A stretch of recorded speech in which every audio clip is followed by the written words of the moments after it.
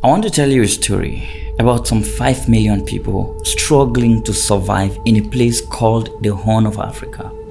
This land is located somewhere in Eastern Africa and has the 4th lowest average income in the world, with more than 60% of the young people living here practically jobless. According to official records, about 70% of females and adults living in certain areas of this land are not even educated. But as sad as all of these statistics are, you should know that this place has a functioning government in a stable democracy, and they conduct elections. The people here even have a military that protects them and their borders. But aside from taxes and siblings living abroad, the government of this land has no other way of generating money to run its economy, as they are technically not a country. Even though they have a functioning democracy, their own army, a police unit, coast guard, and even border police. In fact, the currency used by these people is not recognized anywhere in the world and cannot be exchanged easily anywhere outside their borders. To understand how severe their situation is, the country didn't have a commercial bank up until 2014. All efforts to get the loans that the World Bank makes to poor nations have been unsuccessful.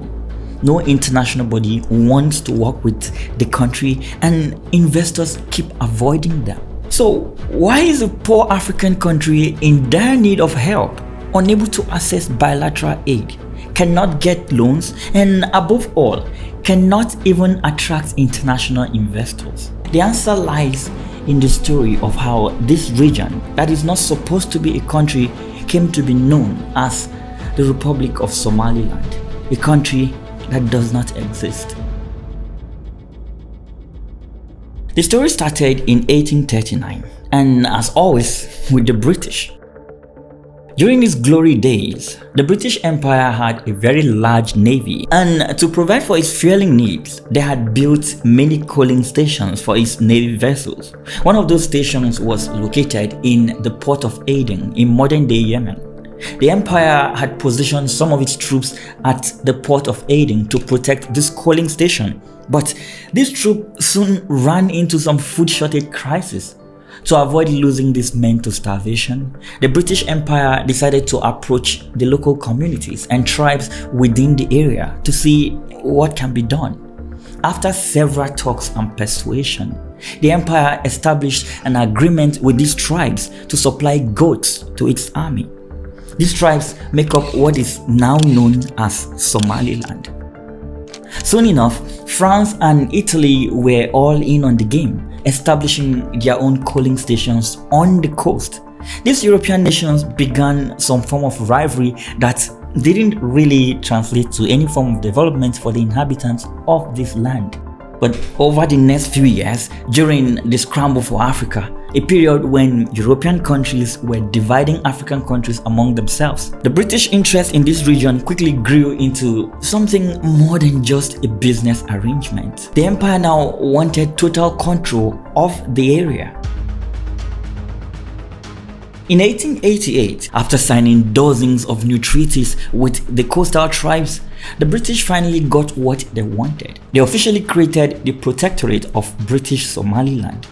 In the same period when the British were taking over sections of this land to declare it British Somaliland, the Italians were also signing treaties with other tribes in the region to declare its own protectorate called Italian Somaliland.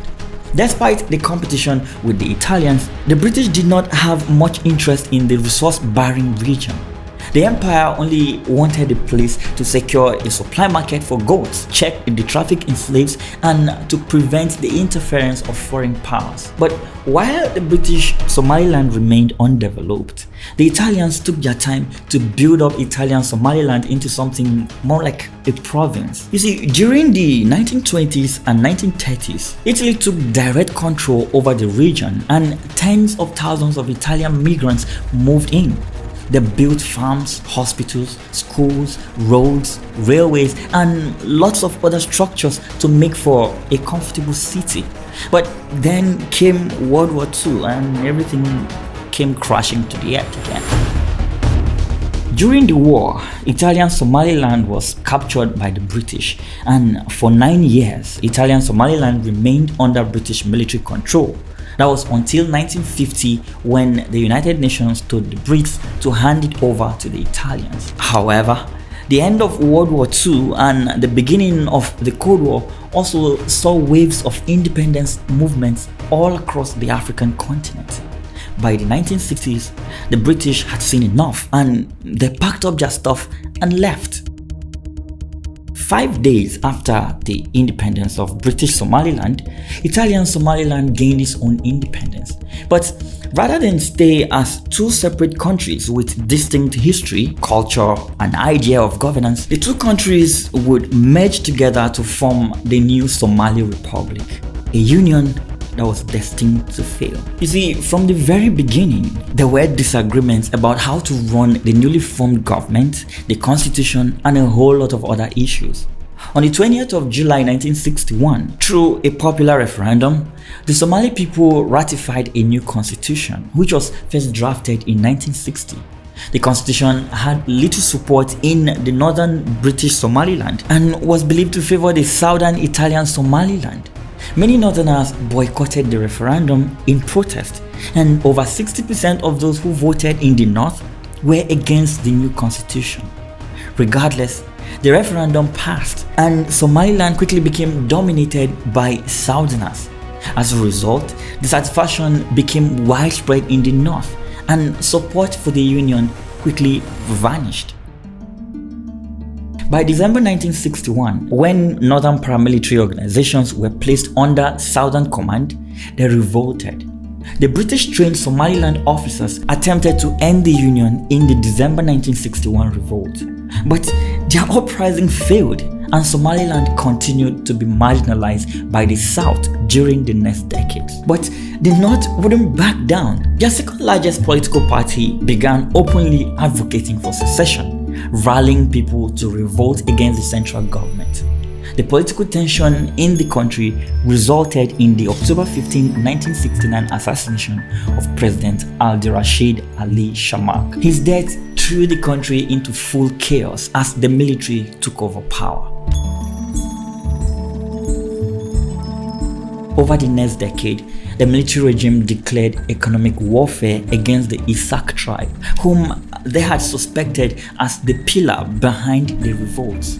You see, the Isak tribe was a majority tribe that came from the northern British Somaliland. These harsh policies made life very difficult for the tribe, many of whom fled to neighboring Ethiopia, forming a rebel force called the Somali National Movement. This force engaged the military government in guerrilla warfare for years. By the mid-1980s, resistance movements supported by Ethiopia's communist administration had sprung up across the country, which led to the Somaliland War of Independence.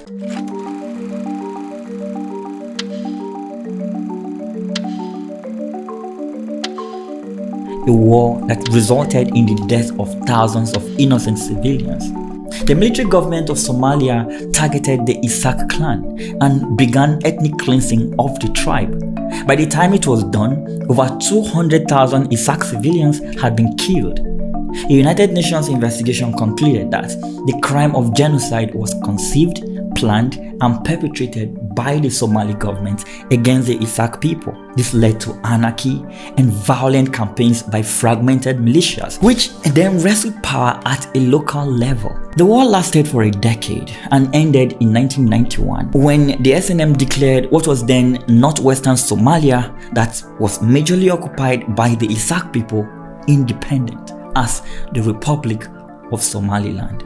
So why is the world refusing to recognize them as a country after all the horror they had just survived? Somaliland has sought international recognition as an independent state since 1991. No foreign government recognizes its sovereignty, even though many acknowledge the region as separate from Somalia. Some, such as France, the United Kingdom, and the United States, as well as the European Union, even sent a delegation to observe Somaliland's 2017 presidential election. The Somaliland government has repeatedly said that it meets most of the requirements of a sovereign democratic state. It holds free and fair elections, has its own currency and security forces, and it issues its own passports. It also says that its independence claim is consistent with a long-standing norm of the African Union that colonial-era borders should be maintained. Some analysts even claim that Somalilanders are predominantly from the Isak clan and thus ethnically distinct from other Somalis. But despite all of this, all UN countries have continued to avoid the subject because, according to some experts, it will encourage other secessionist movements across the continent, such as Nigeria's Biafra or Morocco's Western Sahara, to demand the same. But while this is just an excuse, some experts believe that it is because Somaliland is not as blessed with natural resources as some other nations in Africa to warrant the attention. Somaliland doesn't have oil or other resources to make other players on the international stage care about it. So many countries try to avoid the conversation altogether as it doesn't align with their nation's interest. There are also beliefs that recognizing Somaliland would undermine international efforts to get a functioning government in Mogadishu, which Somaliland broke away from. But as the country continues to struggle for recognition, the over 5 million citizens continue to suffer and die with no help in sight. In 2017, Somaliland was hit by a regional food crisis that the UN itself described as one of the largest humanitarian emergencies since 1945. More than 1 million of Somaliland citizens were at risk of starvation, yet relief was not sent to the region. Since Somaliland is unrecognized, international donors have found it difficult to provide aid to the country. In fact, when the Somaliland government requests for an aid, NGOs instead send it to Mogadishu, that is the capital of Somalia, which is the failed state that Somaliland had separated from since 1991. The tourism industry is also hurt by the fact that countries around the world still treat Somaliland as part of Somalia. So it is often listed as a red zone prone to terrorist operations, pirates and violence, even though Somaliland has not witnessed any acts of terrorism since 2008. Not even the giant of Africa, which Nigeria, can even boast of this. Investors are also afraid to commit to business in the country as it is not recognized by any UN country. Not even the African Union recognizes Somaliland. Also, because it is not officially a country, Somaliland isn't eligible for loans that the World Bank makes to poor nations. It can't get in on other assistance programs that are traditionally delivered to governments. Somalia has rejected Somaliland's call for independence and has instead pushed to renew unity talks. However, Somaliland remains steadfast in its ambitions, insisting that while Somaliland is open to collaborating with Somalia on issues such as counter-terrorism and food security, the two must agree to recognize each other as independent African states. But until that ambition is achieved, the millions of people that live here will continue to be held hostage by the international body that has refused to recognize it as a country. Thanks for watching this one. If you found it interesting, check out this video showing up on your screen right now, and I'll see you there.